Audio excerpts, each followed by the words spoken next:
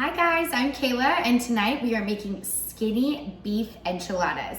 I asked for recipe requests on Instagram, and there was an overwhelming amount of y'all that asked for more enchilada recipes, and it's no surprise that my lazy girl Enchiladas Verdes is one of the most popular recipes on the blog. So we're gonna mix it up with a little beef, some red sauce instead of verde, and then we're gonna make a nice ensalada topping as well. So let's first go through our ingredients.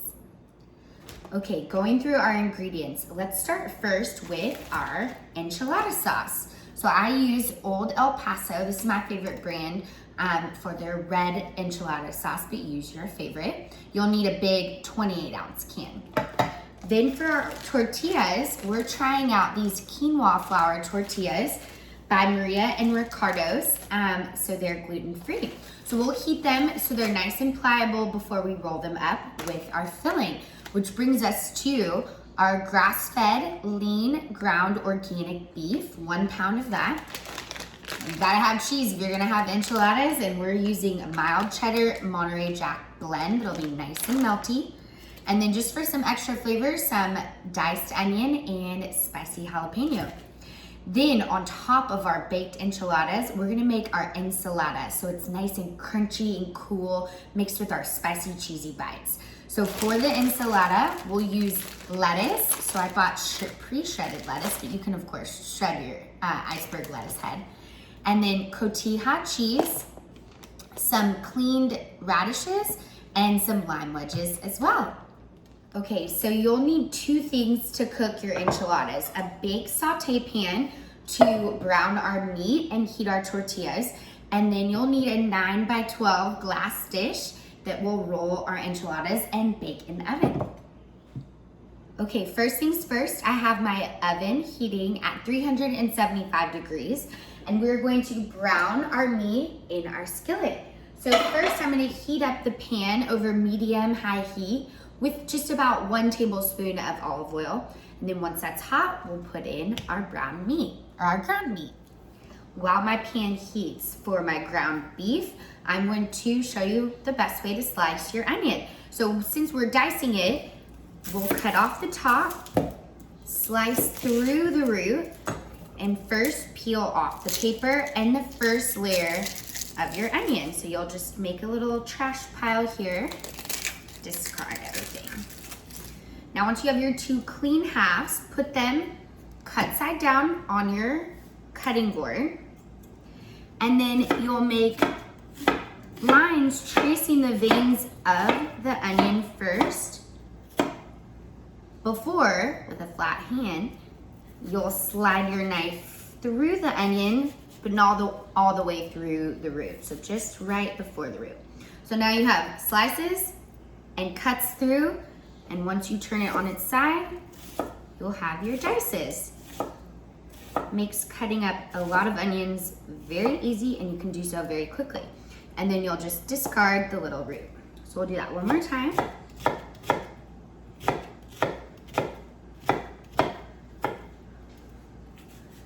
Watch your fingers.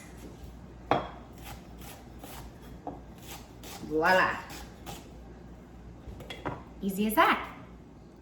Okay, my pan is hot, the oil is hot, so I'm gonna go ahead and add in my ground organic beef. So it comes in this block, which is kind of weird, but we're gonna break it up with our wooden spoon. I read a meme once that was like, if you have a favorite wooden spoon, you are old, and I can testify to that. This is my favorite one with a flat edge that we are gonna use to brown our meat. So we're just breaking it up.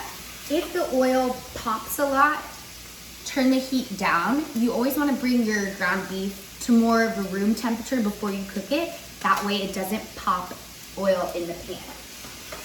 So just break it up slightly here. And we're simply going to season it with salt and pepper to begin with. Our beef is browning away in our pan. And let's talk about the beef really quickly. So for lean ground beef, you wanna look for something 85-15 or 90-10 when you're looking at the package. And what that means is the beef is 90% meat 10% fat, or 85% meat, 15% fat. So the lower you get on the meat side, obviously the higher on the fat side. So since we are trying to make these a little bit healthier, a little skinnier, definitely aim for the 90-10 ratio when you're looking at your beef. Okay, our ground beef is almost done. It only takes a couple of minutes to cook, and as it's becoming more and more brown, I'm continuing to break it up so that they're in nice little pieces when we bite into our enchilada versus one big chunk of meat. So little tiny brown pieces, and we are going to drain our meat before we season it any further. Now, I only do this with beef. If I were cooking with ground chicken, ground turkey, I would keep the fat in because otherwise the protein can get really, really dry. But since this has a good percentage of fat, we're gonna drain it out before we add our taco seasoning. So to drain the fat of my ground beef, I took all of the meat onto one side of the pan, and then I took my wooden spoon and I just blocked the meat while most of the fat drained out. Now you probably will lose one or two small pieces, but that's okay. We'll pour out a little margarita for them, say a prayer, they'll be fine. So I've got my heat down to low, and we're only going to add half of packet of taco seasoning because this can be pretty salty, and I just think it only needs a half a packet, so that's that. So I'll go ahead and add into my ground beef along with a half a cup of water, and we'll bring it to a boil, and then we'll remove the meat before we saute our onions. Most taco seasonings do have flour and can be very salty, so I really like this brand Burritos. It is gluten-free and low sodium, so look for something with similar characteristics so that you're not biting into one salty piece of beef. While our beef finishes simmering, I'm going to cut up my jalapeno. So we'll cook the onions before we add it to our filling, but we'll keep our jalapeno raw. And you can leave your seeds in if you like things extra spicy, or you can cut them out. My tolerance is going down, not sure why. So I'm slicing my core out of my jalapeno. So I just plop those out, tap the seeds, looking good. Our seasoned ground beef is looking so good. So I've taken it out of our pan. I'm just gonna add a touch more olive oil, and then once that is heated, we'll add in our diced onions, and then everything goes back together, including the minced jalapeno, to make our filling. My pan is hot, so I'm using my handy dandy dough tool to scoop up my diced onions and place them into the pan.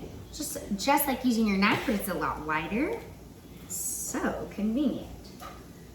So our onions are going to cook for just about 4 or 5 minutes. We'll again season just slightly with some salt, and then we mix the onions, the beef, and the jalapenos together. Then we'll get to rolling. The great thing about onions is that since we're using the same pan that we use to brown our beef, they're gonna soak up any remaining flavoring in the pan and just soak it right up like a sponge. Okay, we're in business. It's been about 3 or 4 minutes. Our onions are soft, which means we are ready to toss everything together. So in light of trying to use as little utensils and tools and bowls in the kitchen as possible for easy cleanup, we are going to take our onions and place them onto the same plate as our beef, and then we'll use the same pan to start heating up our tortillas. Yum, y'all, this smells so good. So on top of our onions, you know what to do. We top with our jalapenos. Then we're just gonna carefully kind of toss this together to create our filling. Now in the same pan, I'm gonna start heating up a little bit of cooking spray, and then we'll heat the tortillas for about 15 seconds each side. Again, just so they're nice and pliable and they roll easily. If you're using flour tortillas, you can kind of skip this step altogether and begin stuffing away. Okay, I have my first tortilla heated, nice and hot. I'm gonna start first by pouring just a pinch of my enchilada sauce on the bottom. Honestly, just eyeball it, but it looks like maybe about 1/4 cup or less. You just wanna coat the bottom of the pan or the dish here so that nothing sticks. Then we are going to start by taking a scoop of our meat, onion, and jalapeno mixture into the center of our tortilla. We will top with cheese, and that's up to your discretion. Have at it. But I'm gonna start with just a couple, maybe 1.5 tablespoons on top. And then I will roll gently. Actually, let's put it a little bit on the side. It'll make it easier to roll. So kind of off-centered here. Tuck, roll, and then we'll place seam side down in our dish. And any filling we can just reuse. So I'm gonna continue to do that. I won't make you watch me roll all 8 or so, 6 it looks like, into our dish, and then we'll top with more enchilada sauce and more cheese.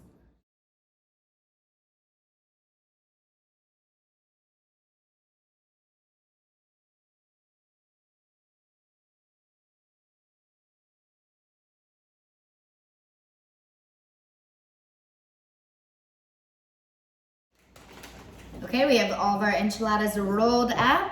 All that's left to do for these babies is to top with our enchilada sauce. And I like mine kind of gooey, so I'm gonna use the rest of the can. But if you like a crisper enchilada, definitely make sure that you toast in the pan before you roll and use less sauce on top. So I'm gonna keep the edges uncovered in sauce, just so they get a little bit extra crispy. And then we'll top with our cheese. And that is it. These are gonna go into the oven for about 35 minutes, maybe 40, just depending on how melty the cheese gets. And I would say I'm adding about 1/2 to 3/4 cup of cheese on top, and just try to evenly distribute everything over top of our 6 little babes here.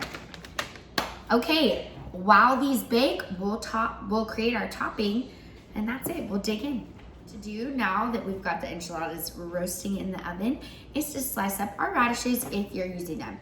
So take off the stem of your radish, wash it really well with water, and then we'll slice off the bottom with that scraggly end, and then we'll make thin slices. And this just makes for a really pretty presentation, adds extra crunch and freshness to our beef and cheese enchiladas.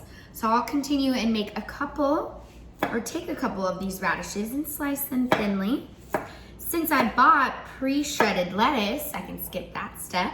But if you bought a head of iceberg lettuce, then just wash it and chop it so that it's nice and fine in similar shreds. So now we have the daunting task of waiting for our enchiladas to bake. What could we do possibly to pass the time? A glass of wine, of course. Okay, 35 minutes later, we pull out our enchiladas. Oh yeah. Cheese is bubbling. These look divine. So just being really careful of the hot glass. Here we go. We've got our shredded lettuce, and I'm just making a little pile right in the center so you can still see the edges of the enchiladas. I'm finishing with just a little bit of cotija cheese, and we are ready to dig in. Hope you guys enjoyed our tutorial on our skinny beef and cheese enchiladas, and I'll catch you next time.